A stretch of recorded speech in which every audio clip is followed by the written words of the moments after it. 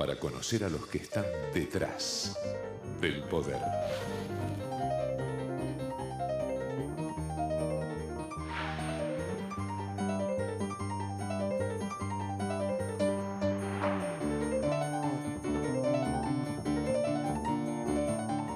Hola, ¿qué tal? Bienvenido a esta nueva hora de Maquiavelo. Bueno, ustedes ya saben, este espacio desde hace casi 10 años, ya más de 500 programas, concretamente 501, le estamos mostrando ese panorama único de la televisión argentina de cómo trabajan los maquiavelitos, ¿no? Que, bueno, simpáticamente les decimos a esos asesores de, bueno, de políticos, de empresas que logran mejorar su imagen y que, bueno, es un trabajo fascinante y le digo que va a conocer en esta hora de Maquiavelo a uno de los maquiavelitos, concretamente un maquiavelito que trabaja para los bancos y vamos a conocer, bueno, qué piensan los periodistas de sí mismos, de su profesión, de su relación con el gobierno, es buena, es mala. ¿Qué opinan de la ley de medios? Esta ley que, bueno, podría apuntar a que en Argentina haya una sola voz. ¿Qué opinan de si hay corrupción, falta de ética en el periodismo argentino? Pero primero que nada, vamos a un tema central, que es el tema de la inflación, que fue uno de los errores. Ya habíamos hecho una especie de, bueno, admitimos el error aquí en la hora de Maquiavelo, cuando nos equivocamos con el resultado electoral que vaticinaban muchos encuestadores de que Cristina iba a ganar, pero bueno, no era para tanto. ¿Por qué? Porque decíamos que había dos factores fundamentales que iban a afectar ese voto. Uno era la inseguridad y el otro la inflación. Decíamos, no, pero con esa inflación, con esa inseguridad, Cristina no puede ganar tan fácil. Bueno, no fue así. Cristina ganó y parece que la inflación no es un problema tan grave para mucha gente. Ahora, la inflación, en el fondo, y esto lo aprendimos después de la elección del 14 de agosto, es la base del modelo.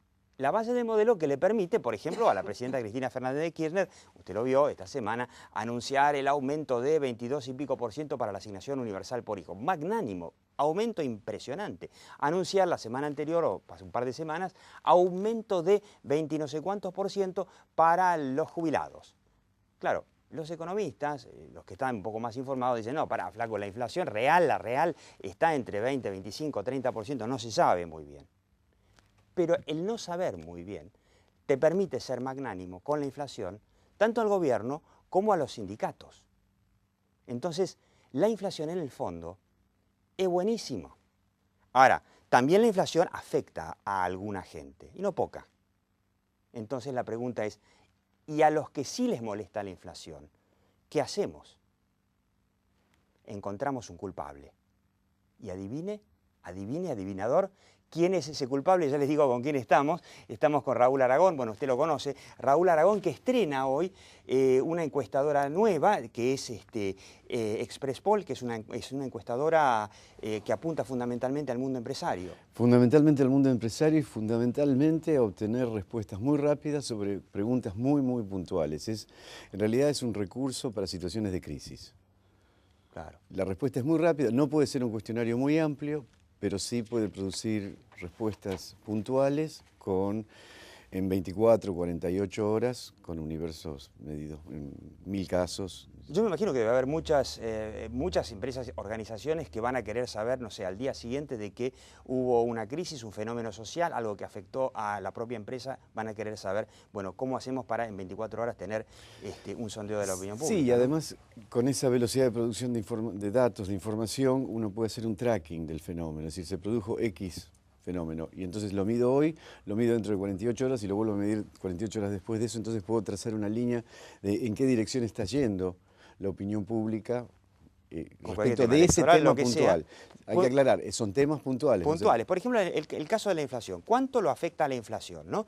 Es un tema que es una pregunta fundamental para entender en qué medida era previsible que ganara Cristina. Bueno, hay un 61% que dice que bastante, pero es muy interesante que si sumamos el poco y muy poco o nada, tenemos una cantidad importante de gente, yo diría cuánto, un 40% casi, que no le preocupa demasiado. Sí, 30%. Casi. Que no le preocupa demasiado la inflación. A mí me sorprendió, yo pensé que la inflación preocupaba mucho más. Sí, el dato es que mucho, que uno supone que a la inflación afecta mucho, es 6,2%.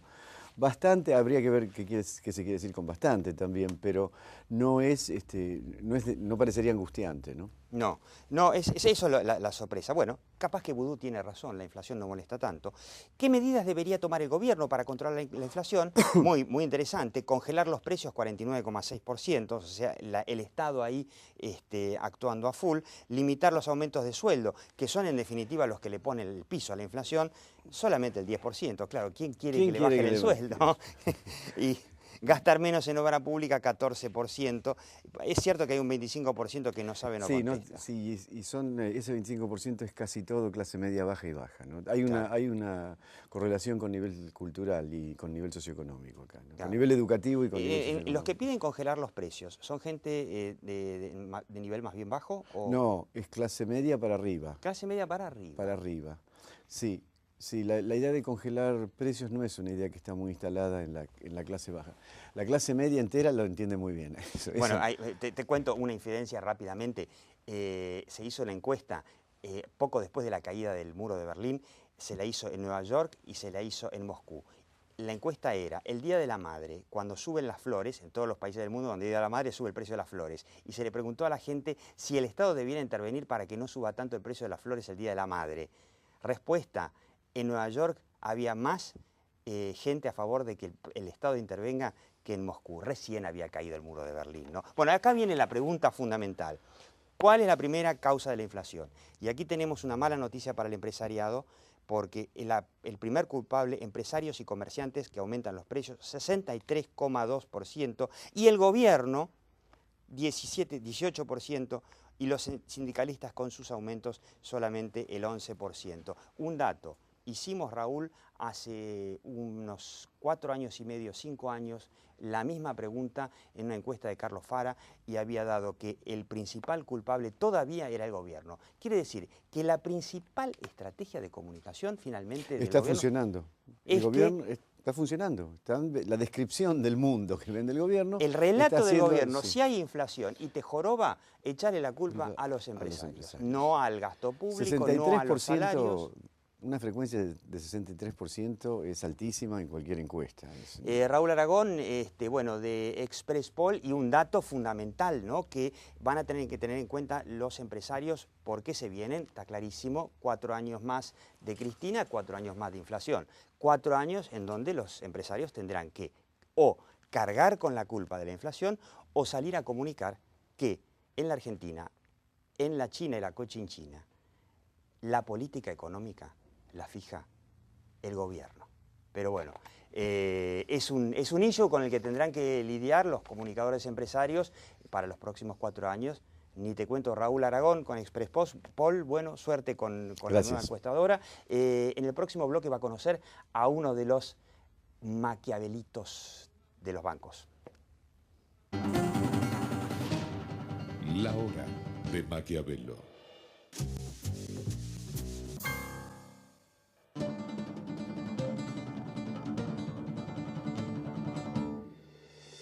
Cervecería y Maltería Quilmes, referente de la industria de bebidas de la Argentina. Cervecería y Maltería Quilmes, un compromiso con la calidad desde 1890. www.cerveceriaymalteriaquilmes.com. Arcor, 60 años compartiendo momentos mágicos.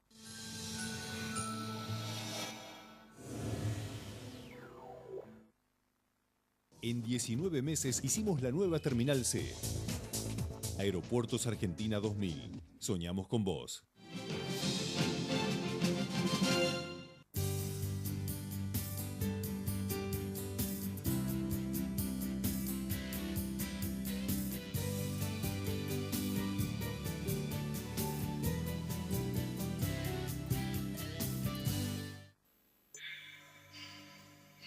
Para promover un modelo de desarrollo industrial sustentable, la organización Techint creó ProPymes.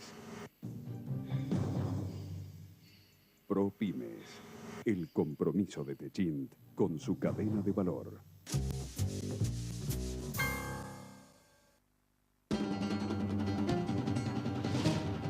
La hora de Maquiavelo.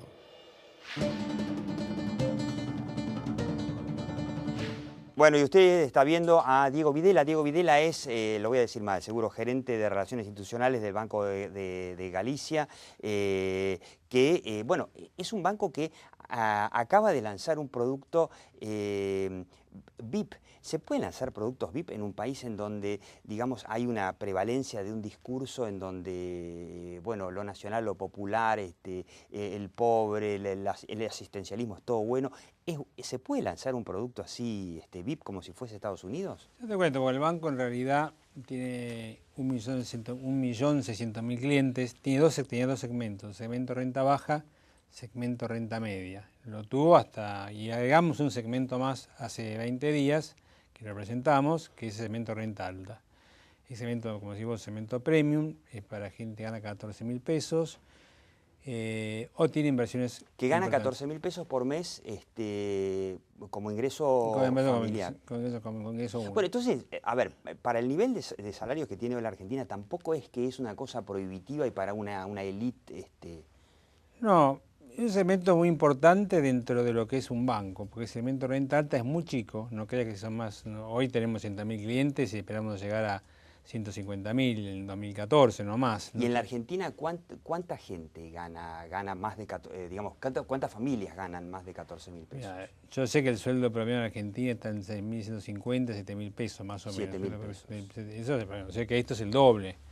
Pero igual, no es el segmento fuerte nuestro, el segmento medio que tenemos y bajo que tenemos 1.100.000. Lo importante del segmento es que tiene una serie de beneficios que al cliente va a hacer que va a haber mucha gente que va a tratar de alcanzarlo, porque acá tenés renta personalizado, espacios exclusivos, tenés un asesoramiento muy importante de inversiones financieras, tenés atención de carga preferencial, tenés un call center para el servicio, tenés oficiales permanentes, tenés una gran confianza y digamos que es muy amistoso el servicio.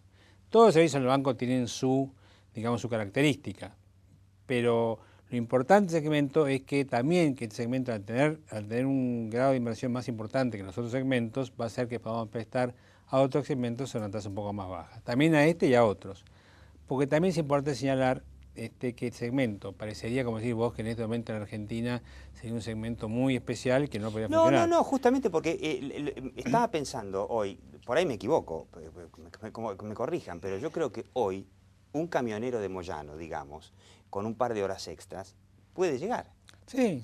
Digo, llegar por ejemplo, a un servicio como Eminent. Puede llegar al servicio de Eminent, pero lo importante del servicio de Eminent es que también el banco genera inversiones a las pymes. No solamente somos un banco, todo el mundo dice los bancos prestan al consumo. Sí, la banca transaccional presta al consumo, pero también hay un banco que presta a las pymes del campo, que presta a las pymes industriales. Con la plata que van a invertir. No, bueno, hay depósitos en general. Ahora vamos a con este segmento vamos a sumar los depósitos, vamos a sumar clientes. Estamos buscando las dos cosas, sumar depósitos y sumar clientes. Y estos depósitos de renta alta son más importantes que los de renta media y renta baja. Claro. Entonces, ¿qué busca un banco? Un banco busca prestar, sí. Mientras tanto tenés la banca transaccional que es consumo. Pero un banco también busca que la gente, las pymes, tengan una fuente de acceso a la inversión y hoy las pymes en el país están invirtiendo. No es el nivel de inversión que uno desearía que hubiese en Argentina, pero empieza a haber dentro de las pymes un nivel de inversión más importante que en los años anteriores. Y este segmento nos va a traer, aparte de todos los beneficios que le va a traer a quien ingresa al segmento, una posibilidad de tener un banco que también preste dinero, que es la función de los bancos. Ahora, opinión de Diego Dillenberger, ¿no? Siempre volviendo al tema PYME, ya lo hemos comentado aquí en la hora de Maquiavelo. Por ejemplo, las negociaciones salariales se cierran entre las grandes empresas y los sindicatos. A las pymes ni les preguntan si pueden pagar los salarios. Las pymes no tienen ninguna contemplación diferente a las grandes empresas. Y las pymes no son iguales.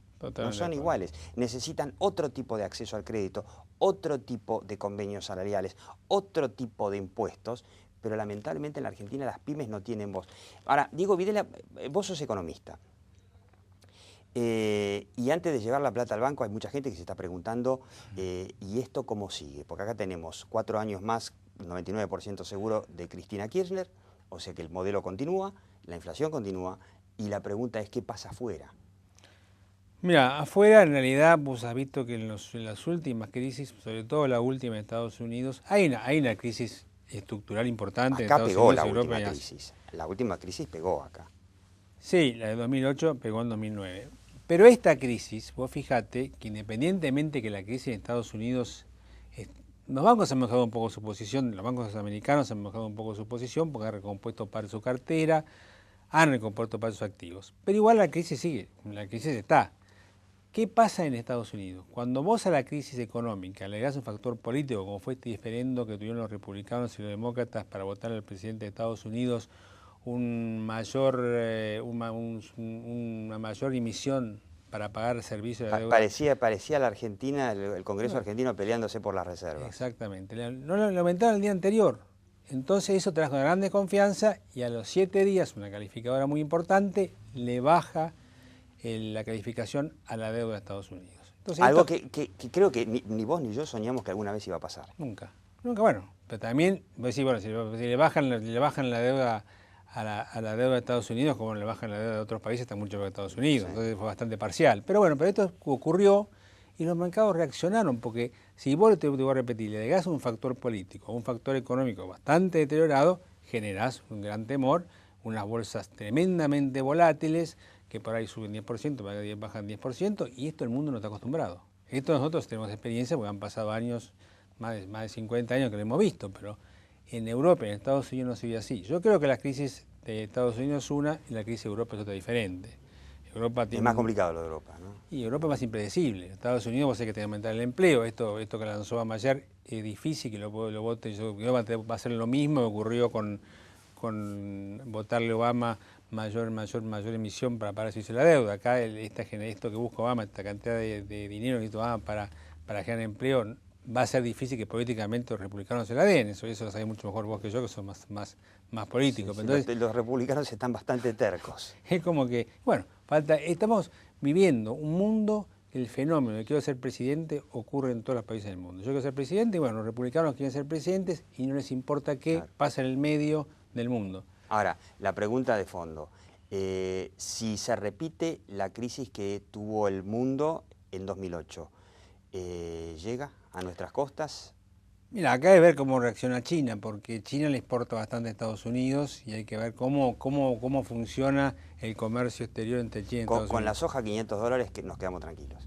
Sí, el país este afortunadamente funciona con soja y con industria automotriz. Yo creo que obviamente tenemos que ir a una agroindustria, tenemos que ir a industrializar nuestros alimentos, ¿viste? Como primera medida. Un país... Argentina tendría que ser el agroexportador del mundo. No. El país tiene que tener un modelo agregado a que es un modelo de industrializar primero de todo lo que tenemos, lo que más necesita el mundo, que es alimentos. Alimentos, y que la Argentina podría ser el procesador de alimentos más importante, no sé si digo del mundo, pero por lo menos de América Latina, bueno. Sin duda. Lo bueno que si llegamos a ese modelo, un modelo de país industrial exportador, podríamos llegar casi a estar muy cerca de Brasil, que hoy no estamos, pero podemos llegar a estar cerca de Brasil, que es un país y yo le agrego, si nos esforzamos, podemos llegar a exportar casi tanta carne como hoy exporta Paraguay. Esto era un chiste, nada más. Diego Videla, bueno, suerte con Eminent. Evidentemente es un servicio VIP, pero que está al alcance hoy de más gente en la Argentina de lo que uno se imagina. Tratamiento VIP es para inversores y también, obviamente, tiene tarjetas especiales. Sí, tiene Visa Signature, American Express Eminent. Eso obviamente tenés mucho más margen en las tarjetas, tenés muchas bonificaciones, tiene servicios especiales. En realidad, toda esta cantidad de beneficios que tiene Eminent hacen que, como decimos nosotros, que es un banco dentro de un banco. Si usted gana más de 14.000 pesos, puede. Diego Videla, muchísimas gracias. En el próximo bloque, ¿cómo se ven a sí mismos los periodistas? ¿Cómo ven su relación con el gobierno? ¿Cómo ven la ley de medios? ¿Y cuáles son los periodistas admirados por los periodistas? No se vayan. Maquiavelo.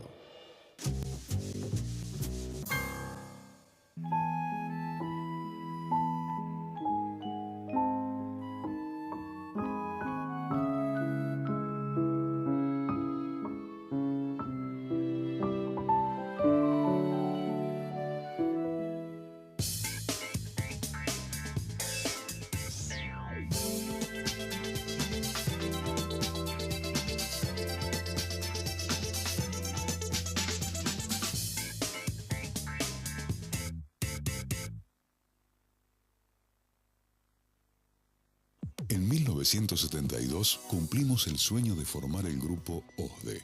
Hoy, más de 1,5 millones de personas confían en nosotros. Grupo OSDE, un grupo de personas.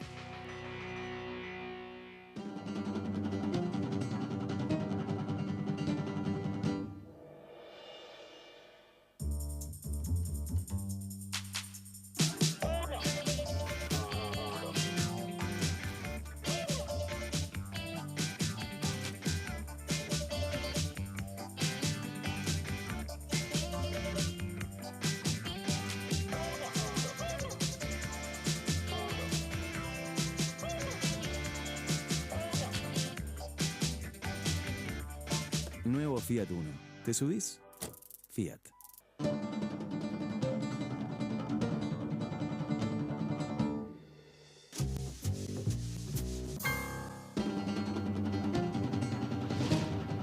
La hora de Maquiavelo.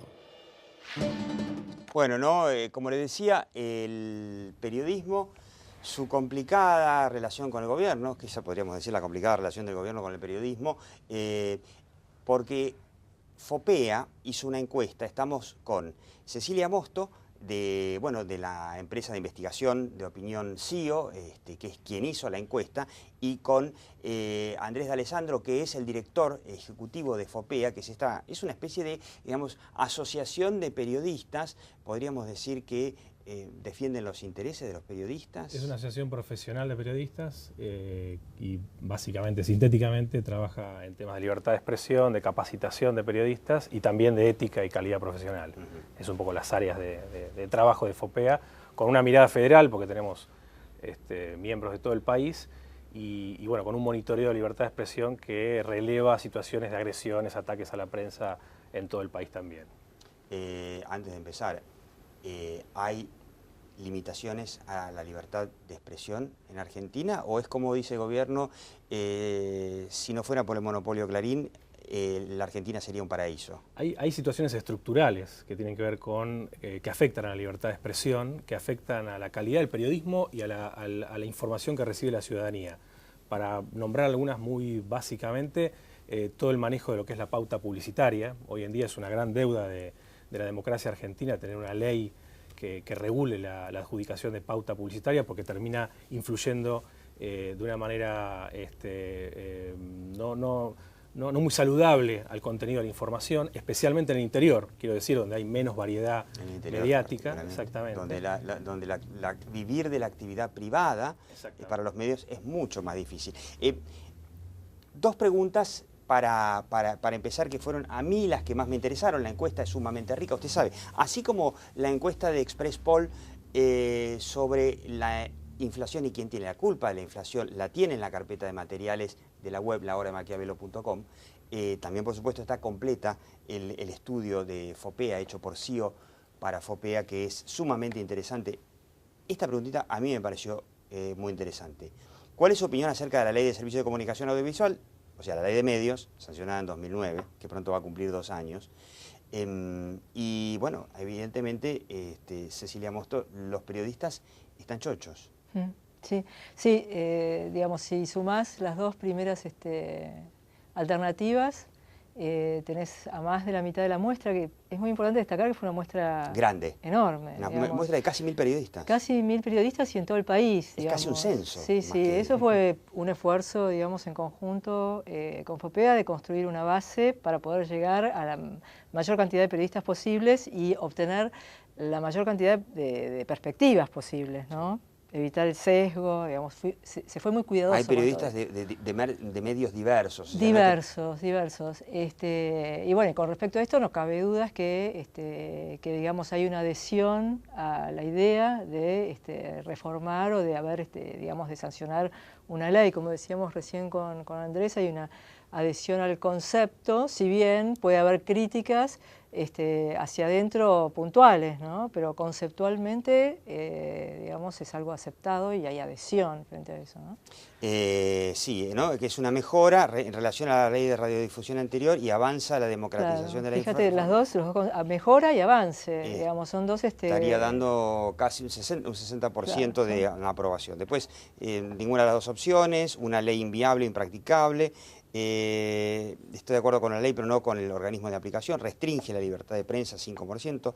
De acuerdo con la ley, pero que debió tener mayor consenso. De acuerdo con la ley, pero no con su reglamentación. Claro, porque pues la reglamentación la hizo más dura. Un ejemplo, por ejemplo, nosotros en el cable no podemos pasar más de 3 minutos de publicidad, cosa que para nosotros aquí en Capital, y los programas que viven de la actividad privada están condenados, pero en el interior ni te cuento.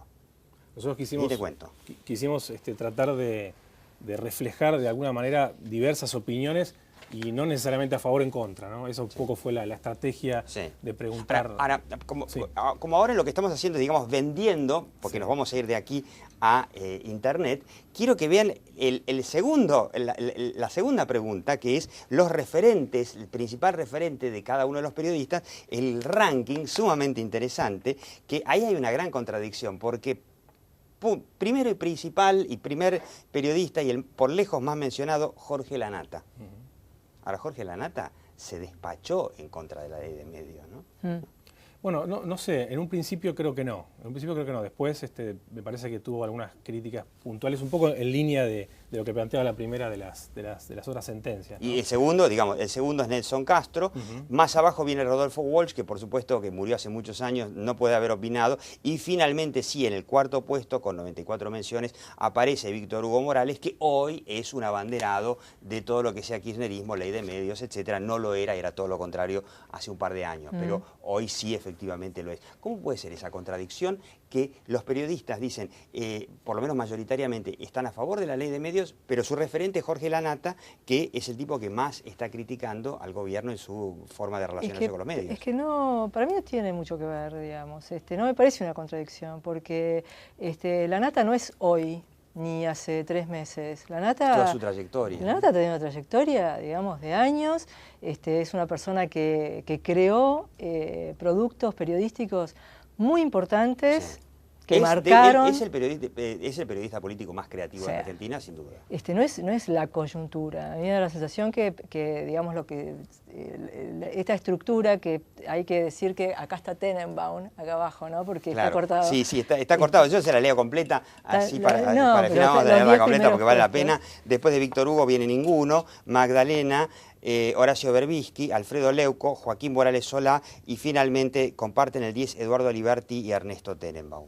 Yo creo, si me permitís, Diego, es muy interesante todo el menú de nombres que aparece. Para nosotros es muy importante que se haya podido reflejar esa variedad, ¿no?, que hay en todo el país, porque esta encuesta, repetimos, que es federal. Pero además hay un detalle muy interesante que, bueno, no podemos dar los cortes ahora por segmentos etarios, pero la gente lo puede consultar, y Jorge Lanata lidera en todos los segmentos. Es muy significativo, inclusive los más jóvenes, periodistas de menos de 25 años que respondieron a la encuesta, a gente de más de 60 años. Vos sabés, Andrés, Cecilia, sabés cómo funciona el programa. Nosotros vamos a terminar aquí en Metro y seguimos online, ¿no? Aquí tiene, bueno, la web, lahora-de-maquiavelo.com, el reproductorcito de la izquierda para repasar el programa y el de la izquierda para seguir este análisis de esta encuesta que hizo CIO para FOPEA, de este casi censo de 1000 periodistas sobre qué opinan. Vamos a algunas cosas que vamos a preguntar. Si los periodistas vieron casos o conocen casos de aprietes del gobierno, si conocen casos de corrupción, por ejemplo, cómo es su relación con el gobierno, cómo ven al periodismo, yo digo, imperdible.